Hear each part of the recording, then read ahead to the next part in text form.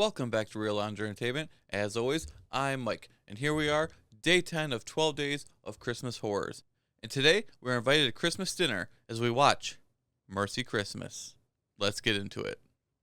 But before we get started, don't forget to give us a like, subscribe if you haven't, and let us know in the comments, what is your favorite Christmas dinner dish?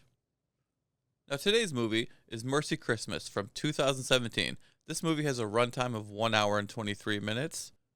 I believe it's rated R. If not, it's one of those like not rated but would be rated R type of movies. And a 56 on Rotten Tomatoes, which it probably deserves a little bit better than that. This movie follows the character named Michael Brisket. Hey, his name is Michael just like me. He's a hardworking nobody at a company, and his boss and everyone else takes full advantage of him.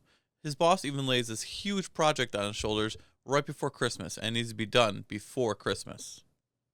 Well, Michael has a Christmas party and invites everybody from his, company, but no one actually shows up except for the hot assistant to his boss.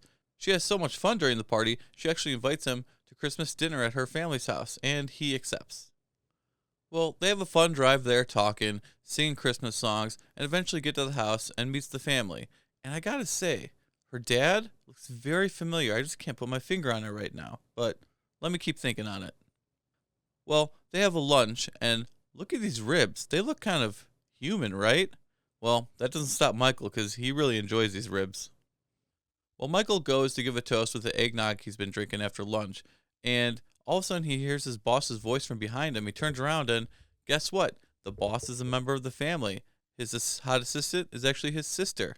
Well, that eggnog had something in it because next thing you know, Michael passes out and falls on the ground. So Michael wakes up in the basement with 3 other people who have also been taken. And guess what? The family? Yeah, they're cannibals. And these 4 people, they're on the menu for Christmas dinner. I mean, how can Michael fall for this? Okay, I don't blame him. And once again, this dad, I know that voice, I know that face. I have to check it. Give me a second, guys.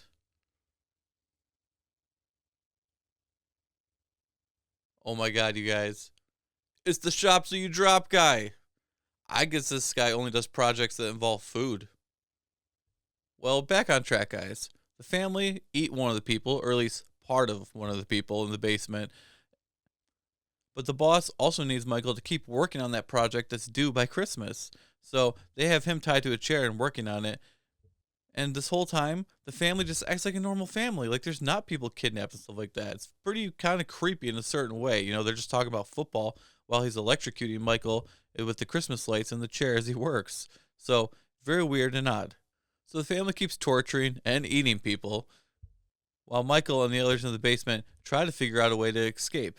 They keep yelling, but no one can hear them. So, they have to figure out a way out of the basement. And this will lead to the final showdown in the house with the people that are left alive and the family members. Now, I don't want to get into any more details except for one spoiler I'll tell you in a second. But this movie is pretty fun, and the acting is pretty solid, and the production value is pretty good, especially considering the other movies we've watched this year. You have some very likable, fun characters, and you have at least one scene that's very memorable and sticks in my head. And spoiler warning, this is the spoiler I'll talk about because it's such a fun scene. So turn back now if you don't want to hear it. But so in this scene, one of the people, Eddie, in the basement, he had his legs cut off and the family ate them, and they left him for dead. When Michael tries to escape from the basement and realizes Eddie's alive, they work together as a team. So Michael is crawling up the stairs. He has Eddie tied to his back with Christmas lights. So Michael's on all fours. Eddie is face up, tied to his back with Christmas lights, holding the iron they used to solderize his cut off legs. And he's just waiting to fight any family member he comes. And he's also spanking Michael when Michael won't go, telling him to go faster like he's a horse or something. It is just so memorable. It's so funny. And it just shows you what this movie's spirit is really all about. The last scene in the movie is actually pretty funny too. And it's not really too much of a spoiler. It's just carolers arrive at the house, the door gets open, they see the chaotic scene that happened inside and just like the bodies from what happened, and they're just like, oh my god, call the cops. It's just like, yeah, kind of what would you do if you really like opened a door and just like came into that situation. It just gave me a little chuckle. I just found this movie pretty enjoyable. I don't really have too many weaknesses. It's not too long and it moves at a very brisk pace. That's always good. And the most important part, it has likable characters, like I said. It's funny, so it works as a comedy, and there's enough horror and gore in it that it works as a horror movie. Not a scary horror movie, but a comedy horror movie. So, pretty good, level of meeting them in the middle.